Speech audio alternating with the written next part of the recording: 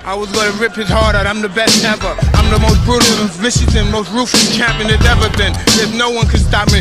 Lynx is a conqueror, no, I'm Alexander, he's no Alexander. I'm the best ever, there's never been anybody ruthless. I'm Sonny Liston, I'm Jack Dempsey, there's no one like me. I'm from Nairclaw, there's no one that can match me. My style is impetuous, my defense is impregnable, and I'm just ferocious. I want your heart, I want to eat his children. Praise be to Allah.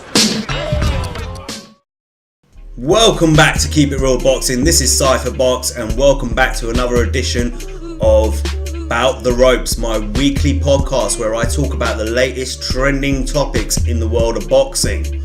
So let's get into it. I'm going to start off by playing you this video first. There's no way. Yo, I just watching the fight just now. Violation. They violated. They took that man. Violated. The homeboy wasn't even hurt. That's why I don't want to go to England. That's why I can't tell me Jack. Going 12 rounds. Yo, that was some real. That was going 12 rounds. Funk boy stuff just now. I'm telling you, that was 12 rounds. AJ, I'ma smash you. Eddie Hearn, I'm telling you, I'm coming for his neck. Don't play with me. I want that boy after I smash this dude. Watch. I'm telling you. That boy overrated, bro. He overrated. Yo, that boy's overrated. Yo, there's so much protein shakes you can drink. That boy's overrated. He don't need no more protein. Boy's overrated. I don't care. Yo, Deontay. Yo, if you don't get him, I'ma get him. Yeah, he overrated. Oh my, yo, let me tell you something, bro. Foul. I had to border kill Gerard Washington to get a stoppage. Yeah. And you see that crib? Yeah, it violated. Okay, if you didn't already know, that was Jarrell Miller, heavyweight contender, and that was his reaction to AJ's, I think it was a 10th round stoppage against Carlos Takam, where a lot of people felt that the referee stopped the fight prematurely. That was his reaction to his performance and to the stoppage. The reason why I played that video is because Eddie Hearn has recently come out and said that if Miller gets past his next opponent, who's Duhaupas, in April on the Jacobs undercard, and providing Anthony Joshua gets past Joseph Parker on March 31st in his unification bout, we will most likely see Joshua versus Miller at the Barclays Center in Brooklyn, New York. Now, a lot of people wanted to see Deontay Wilder versus Anthony Joshua next. Doesn't seem like it's going to go that way. I am going to break all this down for you guys in terms from my point of view, the way I see it all panning out in terms of Wilder Joshua and why Jarrell Miller, etc. and stuff like that. Now, one of the things that Eddie Hearn has turned around and said, and there's a few things that he said in terms of the Jarrell Miller fight. So he said that Miller didn't look good in his last fight against Wack, but he got the stoppage, he got the victory, he stopped Wack. But he said that part of the fight was impressive. You know, that he still performed, average or below average, but still managed to get an impressive stoppage over Wack. So that's why he makes, one of the reasons why he makes a good opponent. Two, he's also talked about this is an opportunity for Eddie Hearn and Matchroom to start promoting and raising Anthony Joshua's profile in the US. And what better place to start than, Barclays Center, Brooklyn, New York, against a local, a native Brooklynite in Jarrell Miller. Now, from a boxing fan's point of view, yes, I wanted to see Joshua versus Wilder next. Should Joshua get past Parker, and obviously this weekend, if Wilder can get past Ortiz, which is a tough fight for him, the next fight I would want to see is Joshua versus Wilder. Now, I think 2018, a whole year, is more than enough time to marinate a fight. I don't think you need 1, 2, 3 years to marinate a fight. It's ridiculous. Yeah, 12 months is more than enough. This fight's already been marinating. Deontay Wilder has been very vocal. AJ's been vocal in return, but not as much as Wilder. Wilder has been raising his profile in a sense with the comments he's made recently about Mike Tyson. I haven't seen any articles on it, but I heard someone put something up on Instagram saying that he said he feels he surpassed Muhammad Ali, which I don't think is true, to be honest with you. I mean, I don't think the point that was made was true, but at the same time, I don't think that story might have been true because I haven't seen any articles about it. If you have, drop a link in the comment section. I'd love to see it. But he's been very vocal. He keeps talking Anthony Joshua. He keeps calling him out. He keeps talking about the split, the purse, all that sort of stuff. We've seen it in his recent media day workout. I've done videos on it in the past. I've done a podcast on it in the past. He is putting his name out there, you know, and it's attached to Anthony Joshua. When you think Anthony Joshua now, you think Deontay Wilder. Yeah, when you think Deontay Wilder, you think Anthony Joshua. So, in my opinion, I don't think this fight, from my point of view, needs any more time to marinate. You know, one more year, which is 2018, you can make the fight at the end of the year, and it's good to go. But I also see what Eddie Hearn's doing from a promoter's point of view, which is he's trying to raise the profile and increase the stock value of Anthony Joshua in the US. Now, a bit funny considering he did an interview with IFL TV a few months ago, you know, where he was standing in the street and he was asking people, you know, random people, who's Deontay Wilder, and none of them knew who Deontay Wilder was. He never asked who Anthony Joshua was either, but in that interview he was trying to make a point in the sense that, you know, AJ's bigger in the US than Deontay Wilder. AJ's on billboards, AJ's, you know, doing Under Armour adverts and all this sort of stuff.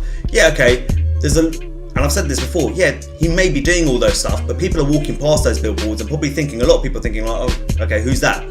You know, or even just looking at it and thinking, oh, it's a model. Because not everyone out there is going to know who Anthony Joshua is. So I do understand, even though it's kind of contradictory in terms of what he said, I do understand from a promotional point of view, a business point of view, what he's trying to do, which is trying to raise Anthony Joshua's stock and profile in the US. But I also feel it goes to show, like I said, he's contradicted himself with what he did on IFL TV. It goes to show that Eddie Hearn doesn't believe that Anthony Joshua's name is big enough in the US to make the Wilder fight from a business point of view. Otherwise, you would just make the fight, wouldn't you? You'd make the fight, you make it at Wembley Stadium, in my opinion, and everyone in the US, because he's so much popular than Deontay Wilder, as he stated in the past, would tune in to watch the fight, wouldn't they? Because he's so well known out in the US. He's a bigger name than Deontay Wilder in the US. That's what Eddie Hearn has been pushing since last year. Eddie Hearn also turned around and said that Deontay Wilder was living in fantasy land, you know, Fantasy Island. And I'm guessing he's referring to last year where Deontay Wilder turned around and said that he believed the split should be 50-50 between himself and Anthony Joshua for that fight. Because he's a champion, AJ's a champion. Obviously, in the past, I've said it myself, I don't necessarily agree. I think AJ should probably just get a little bit more than Deontay Wilder. But he's saying he lives in a fantasy world because of this reason. Well, I'm just going to play you a video, an audio, shall I say, of Deontay Wilder and what he said recently. Because they came all the way over America just to talk about Dylan White. You supposed to come over here and talk about fighting. They come here and talk about a whole nother thing. Then they report back to Joshua talking about they ain't made no offer. Y'all supposed to be this big. Yeah, hey, we waiting on the offer. We waiting on the offer. Since we couldn't make no negotiation when the father and Eddie came down here, then why y'all ain't sitting there and there? If it's such a big, why y'all waiting on me? But when I go over there, I'm gonna let him. He gonna hear it from the horse's mouth. That way he can't say he didn't hear me. That way he can't say he don't know if I want to fight or not, because I know he see the videos. Everybody see it. It's me. It's me. Yes, it's me. But when I go over there, I'm gonna tell him the same thing. Let's make this fight happen. Now he gonna hear it from my mouth. We gonna see what the excuse is. I don't want to hear nothing about no Pavakins. I don't want to hear nothing about no Jarrell Millers. I don't want to hear nothing about no Dylan Whites too. All I want to hear about is Deontay Wilder and Anthony Joshua. And then after the rematch, then we can do. I'll give him a deal. I'll give you a deal since y'all waiting on a deal. Whatever deal you guys offer me, if I take it, the rematch, you have to take the same deal. Fair and square. Whatever the split is. In the rematch, you take the same deal. You that confident? I'm that confident, man. I can't wait. Cause you know they're gonna say 70-30, something like that. Whatever they say, they can say 90-10. If I take that, they have to make it that they take the same deal in the rematch. And that's. Now, do I really believe that Al Heyman, Shelley Finkel and Lou DiBella would accept a 90-10 deal. Let's be honest, no they wouldn't. But they may accept a 70-30 deal. Yeah, I don't even think Eddie Hearn would turn around and say, hey, we're offering you 90-10. I think Eddie Hearn, he's a smart businessman, we know that. There's no way he would give that kind of offer to Deontay Wilder. He would probably offer something like a 70-30. But my point on this is, and I've said this before, in order for a fight to be made, there has to be an attempt of negotiations. Yeah, there has been no negotiation with Team Wilder.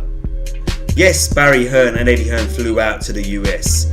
Okay, and actually before that, Eddie Hearn had a breakfast meeting with Shelley Finkel and I believe with Al Heyman, and they didn't talk anything. They didn't even talk details. It was just a meet and greet. Then Barry Hearn went out there, Eddie Hearn's father, with Eddie Hearn, from what I understand. And when they went out there, instead of negotiating Wilder versus Joshua, they were trying to negotiate Wilder versus Dillian Whyte. Now they were saying, all right, you know, we want you to fight Dillian Whyte. Shelley Finkel's answer to that was, you know, Wilder's team's answer to that was, well, okay, we'll fight Whyte, but in the contract, we want you to put that we will get Anthony Joshua next if we fight Dillian Whyte now.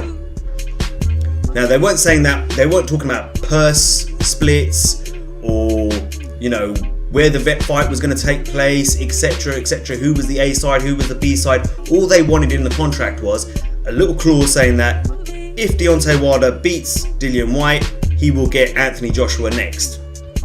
And Eddie Hearn's already said it 1,000 times in interviews now over the last year or so that that's not how it works. We're only negotiating Dillian Whyte.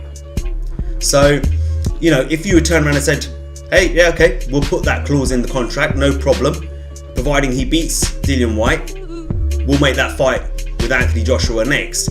Boom, problem solved, no? You know, you're not agreeing purse or splits or anything. All you're saying is that we will guarantee we will give you Anthony Joshua next if you take the Dillian Whyte fight. That's all he wanted. You know, Deontay Wilder was smart in that sense because he knew what could possibly happen. He fights Dillian Whyte, he beats Dillian Whyte, and he says, give me Joshua now. And they turn around and say, oh no, actually we've got to go and handle a mandatory challenge against this person, or we've got to go and fight this person, or we're going to fight Jarrell Miller instead because we want to raise AJ's profile in America. So it was a smart move on their part to guarantee that they get Anthony Joshua after Dillian Whyte. But Eddie Hearn, Barry Hearn, Matchroom Boxing didn't want any of it because in reality they didn't want to give Anthony Joshua to Deontay Wilder if he was to beat Dillian Whyte. That's a fact. Why else would you do that? Let's be honest. Now, let's talk about this whole 50-50 demand from Deontay Wilder, which he quite clearly is now, you know, throwing a different offer out there in order to make this fight. Now let's go talk about that 50-50 offer. Do I honestly believe Deontay Wilder wants 50-50? No. Or does he believe, he may, actually, you know what?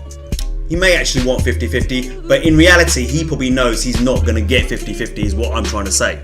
Okay? So, it's a matter of process, yeah? A process of negotiations. I've said this before. I talked about this in the whole Joseph Parker, Anthony Joshua videos that I've done, where I was talking about the process of negotiations. Where I said, in business, your competitor will always set the price high in order for you to come back with a counter offer. So there's room to negotiate.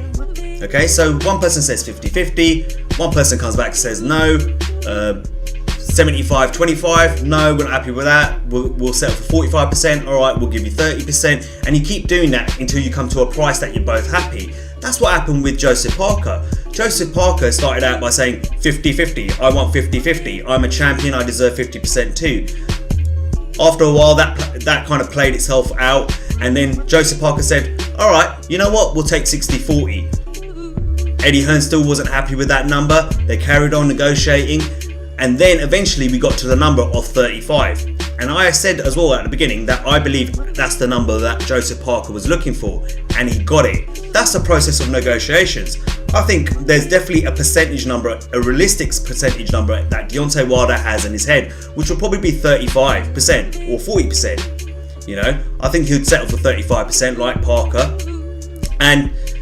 But there has to be a process of negotiations. You have to call Deontay Wilder on his bluff as well, and actually sit there and say, well, actually, you know what? We'll offer you 70-30. He may turn around and say, no, I'm not happy with that. We want 60-40. All right, you know, and then you go back and say, well, how about 35%? And he might turn around and say, and then we'll throw all these other things into it, like the pay-per-view buys and all that sort of stuff. Okay, that sounds good. I'll take that fight. But there's been no attempt of that.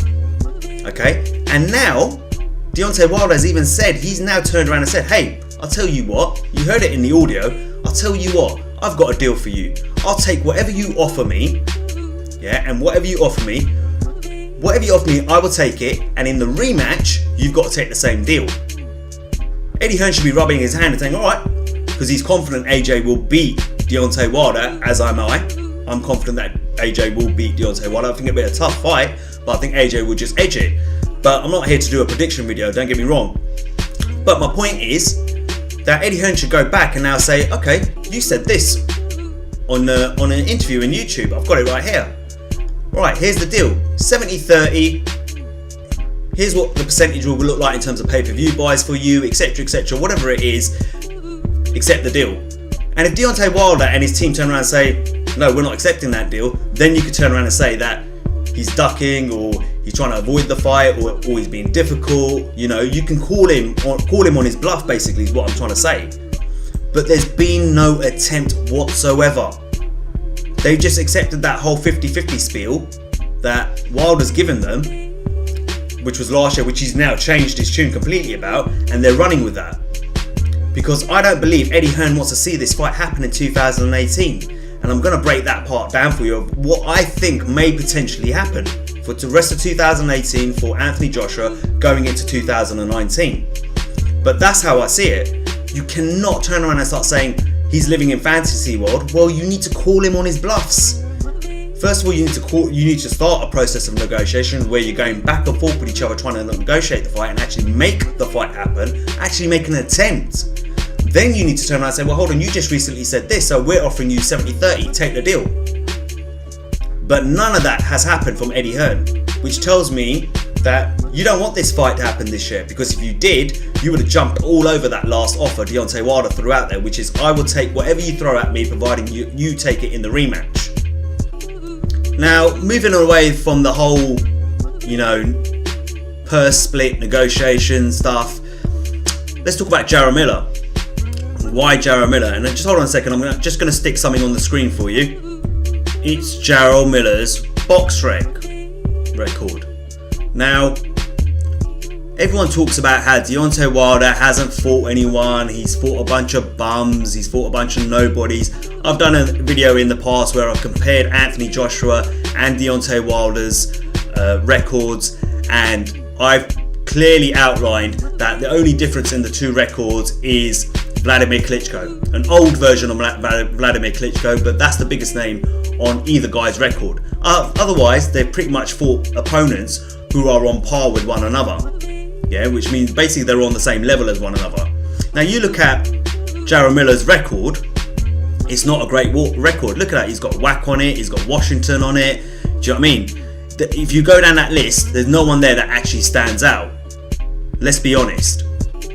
But you're happily turning around and saying, oh, well, Deontay Wilder's fought no one but bums. You know, he's had no big names on his. You know, I think that's really disrespectful when you call fighters bums. Anyway, I don't really like it, but that's what the people out there are saying.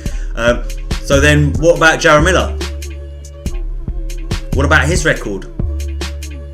But I guarantee you, all the Anthony Joshua fanboys and Eddie Hearn fanboys and his followers will turn around and say, oh no, you know, they'll make reasons behind it. You know, oh no, it's a good fight, he's a tough opponent, whatever it is. Oh yeah, he's promoting Anthony Joshua's name in the US, yet you same fanboys have turned around and said that AJ is bigger than Wilder in the US, he's massive in the US. Right? But yet you'll happily take this opponent who's literally actually got nobody on his record, except for Gerald Washington, who's not really a big name in the heavyweight game. You only know him because he's fought Deontay Wilder. So again, the choice of opponent doesn't make sense to me. You know, yeah, I get it. You want to fight? You could easily make AJ versus Povetkin out in the US as well. I mean, you look at Povetkin's record. He's got Christian Hammer on his record. He's got names like Carlos Takam on his record, Emmanuel Char, he's got Vladimir Klitschko. Do you know what I mean? If you go and look at his record, there's good names on there. You know, at heavyweight, he's fought some decent names at heavyweight. He's fought Klitschko when Klitschko was a champion, when he was at his best, when he was dominating the division. So, alright, he might have lost that fight, but he still fought him. He's been in there with tougher fights than Jarrell Miller, that's for sure. You know, a lot of people are say, oh, well, that doesn't make sense. You know, he has to fight a US fighter. No, he doesn't. Look at Lennox Lewis. His last fight was against Vitaly Klitschko. If you go and look at his box rec, and he fought Vitaly Klitschko out in LA in the Staples Center, and neither one of those fighters were American.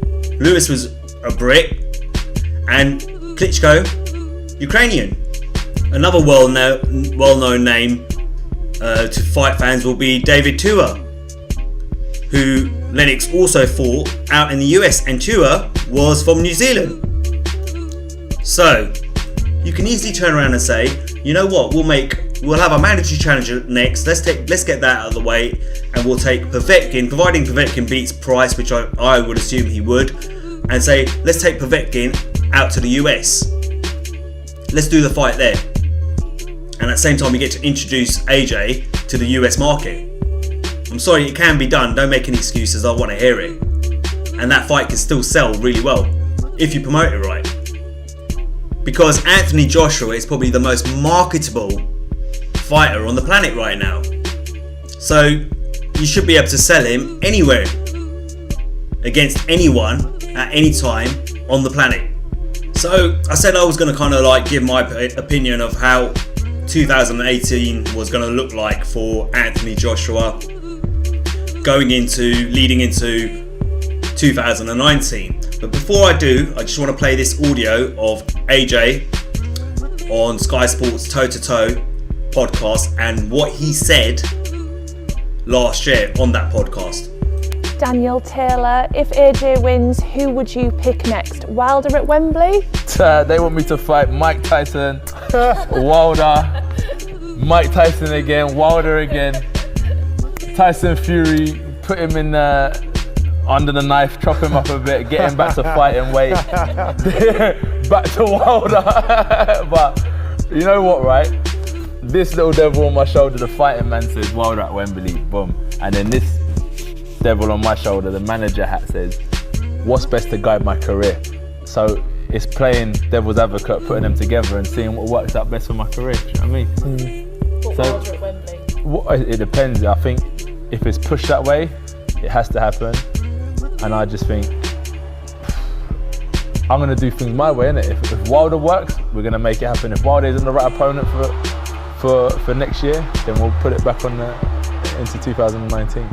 But I'm just gonna do things my way. People just can't rush my career. That's one thing I've learned, is that I've got a career, I need to map it out. I'm gonna take fights at the right time for me.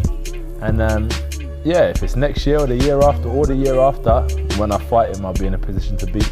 So here's how I think, on the back of that, what AJ said, here's how I think it's going to play out for Anthony Joshua this year, 2018. Obviously, he's got his fight on March 31st against Joseph Parker in a unification bout. I think personally he's going to win that. I did say that in my prediction video as well. Once he wins that, he'll go on in August, fight Jarrell Miller in New York, Brooklyn, at the Barclays Center to announce himself on US soil, I suppose is the best way to put it. And then, I don't think we're going to see Joshua versus Wilder, because there's been absolutely no attempt from Eddie Hearn or Matchroom to negotiate that fight, in all seriousness. And then he will go on and handle his mandatory challenge against Alexander Povetkin, providing Povetkin gets past Price, which I would assume he would. Later on in 2018, maybe somewhere like late November, early December, and that will be 2018 done for Anthony Joshua. He said he's going to fight. They've said it last year. They were going to fight 3 times this year, and those are the 3 fights that I think you're going to see from Anthony Joshua this year. We will not see Joshua versus Wilder, no matter what.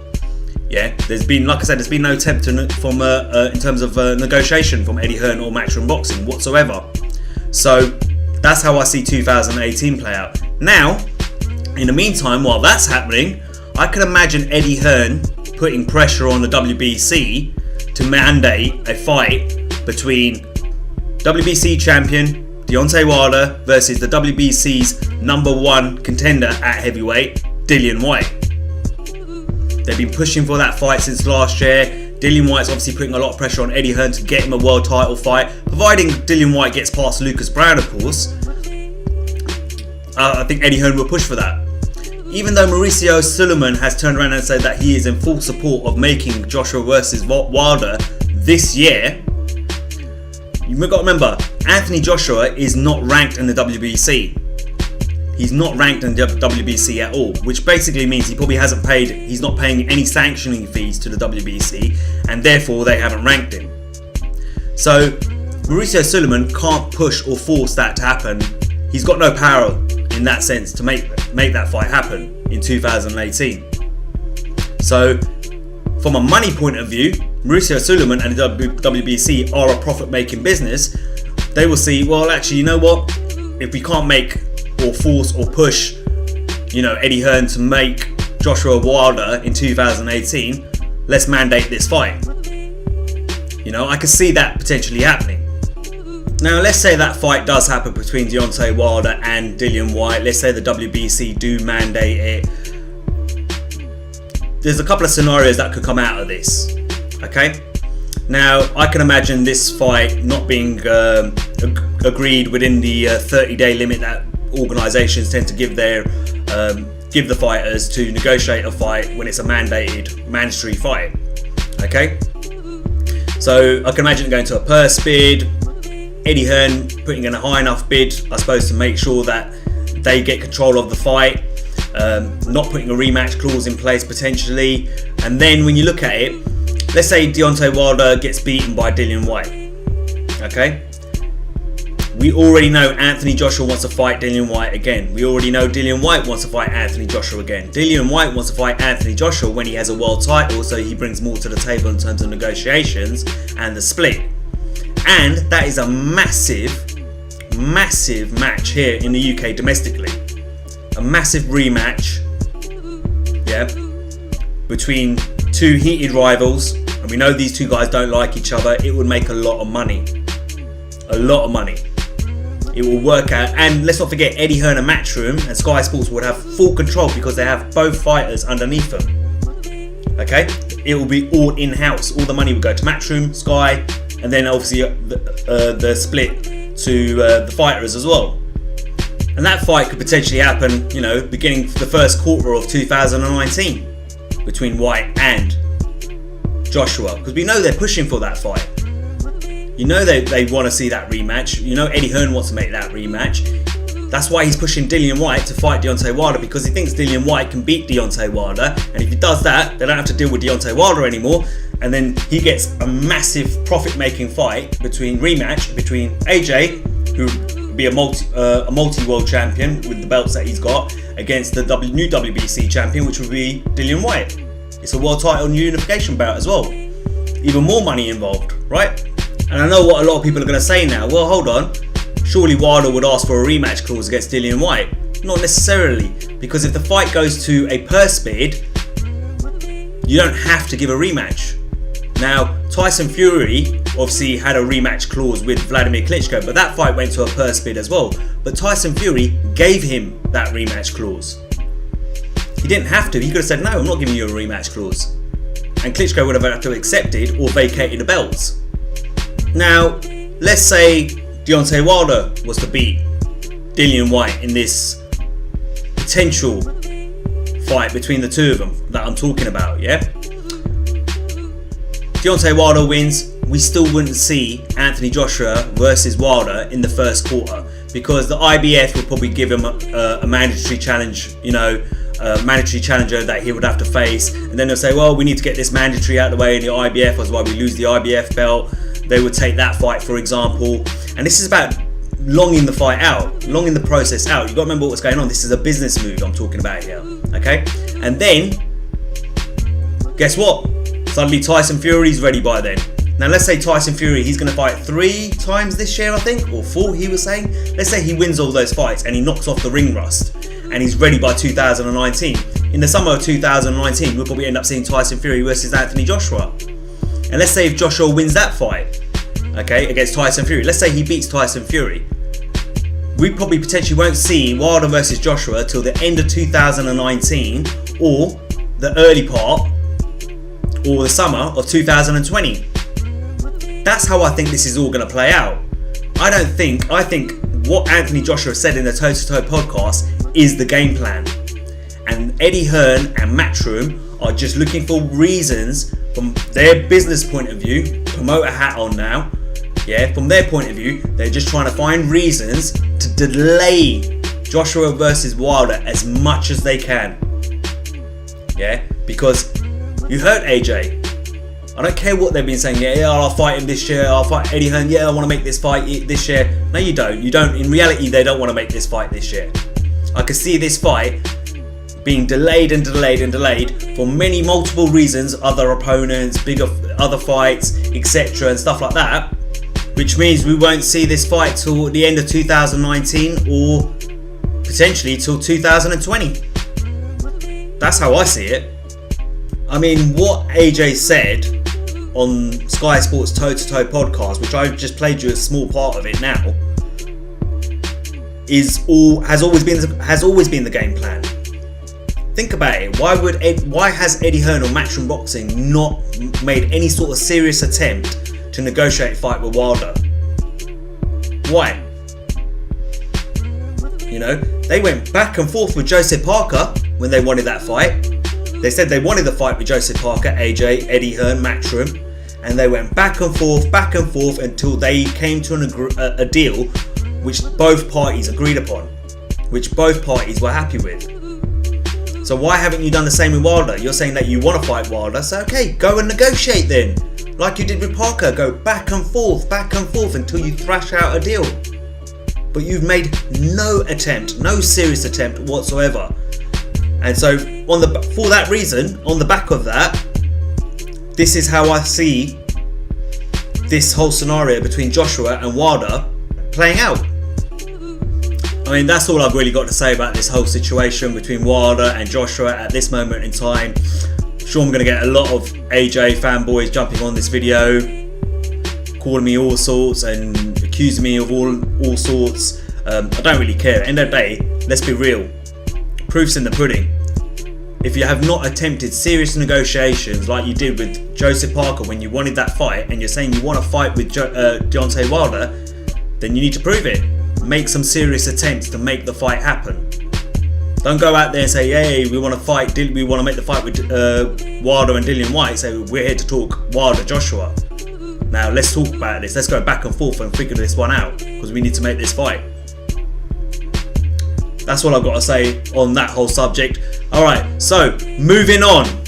I read a couple of articles in BoxingScene.com where Adonis Stevenson has been a little bit vocal. He talked about Sergey Kovalev and Andre Ward.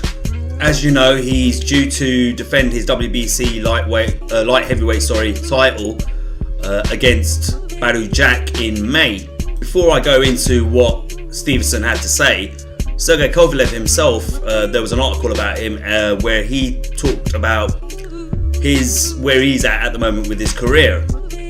Now, he stated that he felt he's now starting to fulfill his full potential, or reach his full potential, should I say, under his new trainer. Now, obviously, you know the whole drama that happened between himself and John David Jackson during the fights against Andre Ward, the 2 fights. They're basically, their relationship completely broke down. Kovalev blamed Jackson for everything. Jackson turned around and said that it was Kovalev's fault because he didn't allow Jackson to train him, etc., etc. So that completely broke down, and Kovalev now has got himself a new trainer. His first comeback fight was against Shabransky, which, to be fair, I felt Shabransky's was probably about 2 to 3 levels below Sergey Kovalev in terms of skill sets and stuff like that and experience in the ring. But it was supposed to be a confidence booster, a get back fight. And later on, after the fight was made, after the fight was signed, they turned it into a vacant WBO title fight. Now, under Kovalev's new trainer, Kovalev feels that he's finally getting everything right, you know, in terms of he's sleeping at the right time, he's waking up at the right time, he's eating the right food, he's training well, etc. That's what he means by he's reaching his full potential.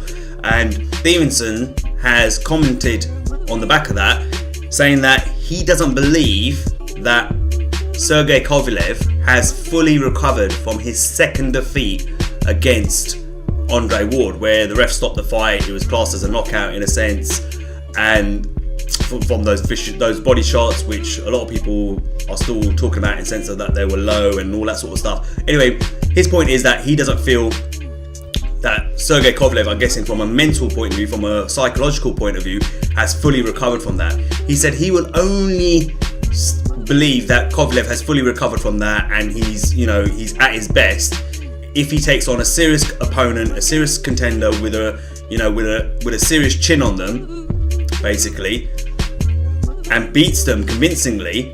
Would he then believe that Sergey Kovalev has fully recovered from his defeats to Andre Ward? Now, I haven't had a lot of opportunities in terms of putting my point across about Sergey Kovalev. Do I agree with Adonis Stevenson? Yes. You know, I do agree with him. It's all great going into fights with the likes of Shabransky and his next opponent, which is this Saturday, Mikhailovich, or whatever his name is. I don't even know who the guy is really too much. I know very little about him, about his opponent for the next fight, and beating these guys and bombing them out of there in 2, 3, 4 rounds. It's when he goes up against the likes of Badu Jack, Bivol, Betrabiev, Stevenson, if the fight can be made. When he goes up against those sort of opponents, the top contenders in the division, and if he can do the same thing with those guys and convincingly beat them, then you could say that Sergey Kovalev is back. The old Sergey Kovalev is back. At the moment, in my opinion, Sergey Kovalev is still wasting a lot of time, a lot of energy talking about Andre Ward still. Every time he has a fight coming up, so the last fight against Shabransky, he talked about Andre Ward endlessly. Even in this fight that's coming up on Saturday night, he's talked about Andre Ward endlessly, about the referee, etc. Let it go. It's happened. He can't change what's happened. He needs to let it go. He needs to put all his energy into moving his career forward. And he keeps going over and over again the whole Andre Ward situation, what happened in those fights. And in my opinion, if he does that in preparation for a big fight, like a Stevenson, like a Bivol, like a Betrabiev, or even a Badu Jack, we could end up seeing the same similar outcome we saw against Andre Ward. Yeah, a lot of people are going to turn around and say, "Oh, look what he did to Shabransky." Shabransky, not be funny, Shabransky was not on Kovalev's level. It was a warm-up fight, a tune-up fight, a comeback fight. This fight against Mikhailovich, is it? This guy, again, same thing. It's another tune-up fight. Sorry to say, they're easy fights. Let's just be honest, they're easy fights for him. For someone of his caliber, they're easy fights. We'll only know the truth whether he's fully recovered from his losses to Andre Ward when he fights the top guys in the division. And I totally agree with what he's saying, with Stevenson and what he's saying there. I can't disagree with it. That's just my take on that. Stevenson also made comments about Andre Ward, basically saying that Andre Ward has not retired. That Andre Ward is a very smart fighter. He's very strategic with his career, and believes that Andre Ward hasn't retired, he's just taking a break. And when the right opportunity comes along, he will come back to boxing. Basically what he was saying there, Stevenson, is that Andre Ward's playing a game. And basically he's doing probably a similar thing to what Floyd Mayweather has done for years. I'm retired, I'm not coming back to boxing, and then suddenly, he takes a little retirement, like years ago after fighting Ricky Hatton, takes 2 years off, comes back to boxing. Did it recently after his last fight with Andre which was fight 49. Then came back and fought McGregor. He feels like he's playing a game a little bit, in a sense that he's just saying he's retired. Like when the right chance comes along, he's gonna take it. Do I agree? I don't know. It's a hard one to say, to be honest with you. Andre Ward has been putting out a lot of stuff at the moment, like this picture of himself and Bivol going face to face or having a face off. It's kind of like teasing the fans that, hey, I might come back. There's a lot of talk of Andre Ward potentially coming back for a lucrative fight in the UK against Tony Bellew at cruiserweight. That isn't completely dead in the water. If the right offer's made, Virgil Hunter said, don't be surprised if Andre Ward comes back for it.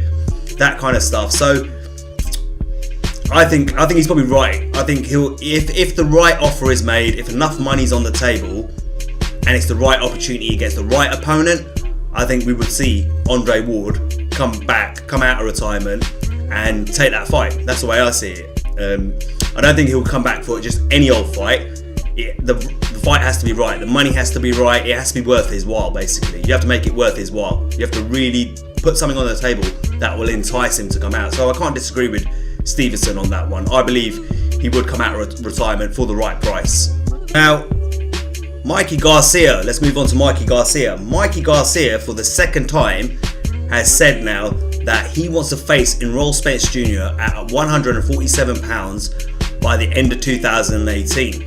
Now, I'm going to play you a bit of audio from the first time he said this a few months ago, and then I'm going to go into it in terms of what I think of Mikey Garcia moving up to 147 by the end of the year. I take on Lipinets right now, right? Then I take Linares, and then at the end of the year, we take Spence. What about that? There we go. You don't like it? I don't like that fight. I don't like the Spence fight for you right now, no. I believe in myself so much because I know what I'm capable of doing. My brother believes in me because he sees me every day. My dad sees me. The team members see me. The average people have only seen me maybe 10 times because they haven't followed me enough in my career, and the only times that they see me are the times that I'm in my fight. And even in those fights, I don't show everything that I can do. But we know I'm a lot more than what people have seen, and that's why I believe I can do very well against them and I can beat them. All right, so there we go. If you guys are watching and listening in, this is what Mikey wants, okay? Lipinets at 140, Linares at 35, and then at the end of the year, go to 47 to fight Spence or Errol Spence. Yep. If you're watching this, you're listening in, Mikey Garcia wants you at the end of the year, Errol Spence. Ain't no sometime Thurman here. Okay, so that bit of audio you just heard was the first time a few months ago when Mikey Garcia said he was willing to move up to 147 pounds by the end of the year and take on Errol Spence Jr. Here's my take on it. Bad idea. Not because I don't think Mikey Garcia can give Spence a good fight, or whether or not Mikey Garcia can beat Errol Spence at 147, simply because of what we've seen happen in the past when fighters have tried to do this. Case in example, Kell Brook.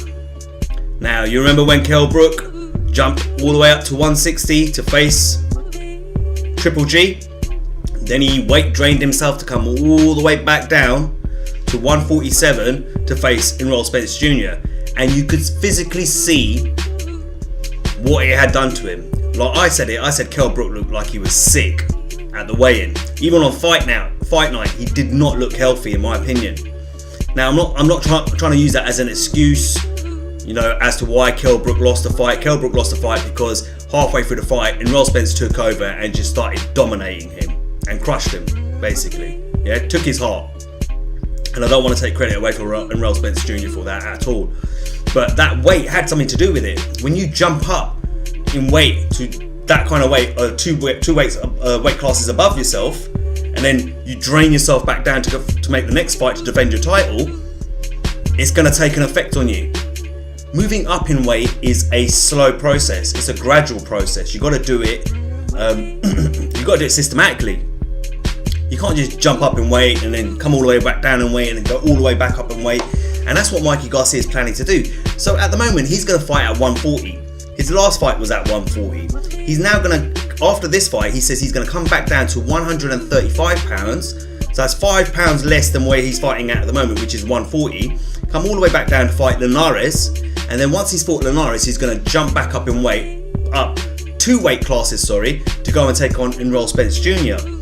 Now, his trainer, Robert Garcia, and brother, has turned around and says he doesn't like that idea, he doesn't like that plan. He goes, we'll support Mikey in whatever he wants to do, but he would rather Mikey, if Mikey's going to move up to 147 pounds, take on a few, not easy opponents, but I suppose opponents that are a few levels below Errol Spence Jr. just to get acclimated to the weight, just to get used to the weight, to feel the weight out, and then go on and take on Errol Spence Jr. if he wants to. He goes, he doesn't agree, Robert Garcia, with Mikey Garcia going straight into the welterweight division and taking on Errol Spence Jr. He thinks it would be a massive mistake. I have to agree with Robert Garcia too on that one, like I've just said. Moving up and down weight is not something you could just do at a click of a finger. You've got to do it gradually. You see some of the fighters that have done it over the years, they've done it gradually, moved up in weight. They haven't gone up in weight and then come back down in weight and then gone back up in weight. If they move up in weight, they keep moving up in weight. And that's what Mikey needs to do. Right now, he could probably get away with moving up to 140 and coming back down to 135, etc. But I think it would hurt him big time, and it would dramatically decrease his chances of beating the likes of Errol Spence Jr. or even having a competitive fight with Errol Spence Jr. at 147 pounds if he did it like that. Like if he managed to pull it off, you know what I mean? I stand corrected and I shut my mouth. But going on previous experience of fighters we've seen try and do it in the past, it's not ended well. You know, it's actually ended quite badly for some of those fighters. And like I said, I'll give you a good example of that. Kell Brook, when he moved up to 160 to fight Triple G and then drained himself to come back down to defend his IBF belt at 147 pounds against Errol Spence Jr. That's my take on it. Now, staying on the welterweight division, Mauricio Suleiman, president of the WBC, has come out and said, he said this last week, has come out and said that Keith Thurman, WBA and WBC welterweight champion in the world and considered the #1 welterweight on the planet, will have to make 2 back-to-back mandatory defenses of his WBC title against Shawn Porter and Danny Garcia. Now, I don't think I've ever heard a boxing organisation demanding a fighter to do 2 back-to-back mandatory challenges. It's a bit of a strange one. 1 you can understand, but 2, a little weird. I'm not going to disagree with that. At the same time, this kind of shuts down the whole Errol Spence Jr. We want to see Errol Spence Jr. next. Definitely not going to happen to 2019 now if he has to have 2 back-to-back mandatory defenses against Porter and Garcia. Unless Porter or Garcia face each other, and then all he has to worry about is 1 mandatory challenge, because you know they will one will take the other one out, so to speak. But I just thought it's a little bit weird. I think it's a bit greedy as well, because obviously it's a way of them to charge more money because when you're charging a champion already for defending his belt, for holding a belt, sanctioning fees. The contenders like Porter and Garcia, you're charging them sanctioning fees every time they fight, and then on top of that, now you could charge them twice even more for their mandatory challengers positions. So it sounds like it's a bit of a money-making scheme from WBC. That's the way I see it anyway. But if anyone out there was hoping to see Errol Spence Jr. versus Keith Thurman this year, it definitely ain't going to happen now. It looks like it'll happen next year, 2019. But I just think it's a little bit weird. But still great fights. That was Thurman's plan anyway. He wanted to fight Shawn Porter and then fight Garcia, or fight Garcia, then Shawn Porter. So it's worked out well for him, I suppose, in that sense. That's all I really got to say on that topic, to be honest with you. And just quickly, Keith Thurman will still be allowed to have his tune-up fight on May 19th. That hasn't changed. So basically how it's going to work is that the WBC have allowed him to have, given him special permission to have a tune-up fight to come back from injury, etc. and stuff like that. Then he has to go on and meet his requirements for his mandatory challenges, or sorry, his mandatory defenses against Porter and Garcia. Alright guys, I really don't have much more to say today on the podcast. That was pretty much it. As always, hope you enjoyed the podcast, this week's podcast. As always, like, share and subscribe. Until next time, this is Cypherbox reminding you to keep it real. I was gonna rip his heart out, I'm the best ever. I'm the most brutal and vicious and most ruthless champion there's ever been. There's no one can stop me. Lynx is a conqueror, no, I'm Alexander, he's no Alexander. I'm the best ever, there's never been anybody ruthless. I'm Sonny Liston, I'm Jack Dempsey, there's no one like me. I'm from Nairclaw, there's no one that can match me. My style is impetuous, my defense is impregnable. And I'm just ferocious, I want your heart, I wanna eat his children. Praise be to Allah.